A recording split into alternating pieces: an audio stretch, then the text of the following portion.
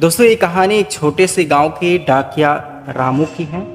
रामू गांव में हर रोज साइकिल पर बैठकर डाक बांटने जाया करता था। उसके चेहरे पर हमेशा एक मुस्कान रहती थी और गांव के लोग भी उसे बहुत मानते थे, बहुत प्यार करते थे। एक दिन की बात है, रामू को एक चिट्ठी मिली जो कि एक बूढ़ी अम्मा के नाम थी। अम्मा उस गांव में अकेले रहा करती थी और काफ़ी अरसे से अकेले रह रही थी। उसका बेटा शहर में काम करता था और वहीं उसके लिए हर महीने वहाँ से पैसे और चिट्ठी भेजता था। लेकिन इस बार चिट्ठी के साथ एक बड़ा लिफाफा भी था। रामू ने उसे देखते ही समझ लिया कि इस लिफाफे के अंदर कुछ खास है और अम्मा आज काफ़ी खुश होने वाले हैं। जब रामू अम्मा के घर पहुँचा तो उसने दरवाजे पर दस्तक दी। अम्मा ने दरवाज़ा खोला और रामू को देखकर मुस्कुराई और काफ़ी खुश हुई और कहा, आओ बेटा, आज क्या खुशखबरी लाए हो मेरे लिए।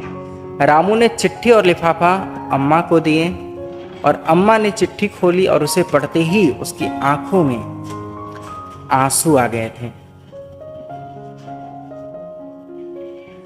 दरअसल लिफाफे में उसके बेटे के शहर का टिकट और एक चिट्ठी थी जिसमें लिखा था कि बेटा अब अम्मा को अपने पास शहर में रखना चाहता है। अम्मा के चेहरे पर जो खुशी थी और जो आंसू थे दोनों एक साथ दिखाई दे रहे थे।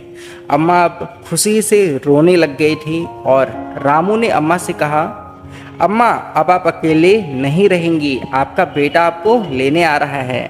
अब तो आप खुश हैं ना। अम्मा ने रामू को गले लगाया और कहा, तू भी तो मेरे बेटे जैसा ही है ना रामू। भगवान तुझे हमेशा खुश रखे और हर खुशी दे।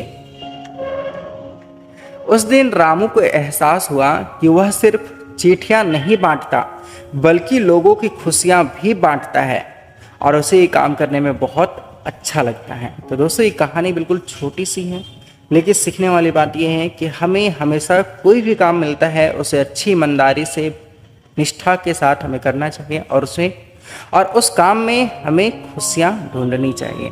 तो दोस्तों उम्मीद करता हूँ ये कहानी आपको अच्छी लगी है। अगर अच्छी लगी है तो लाइक शेयर सब्सक्राइब कर देना। मिलते हैं एक और एक्साइटिंग कहानी के साथ, तब तक के लिए जय हिंद।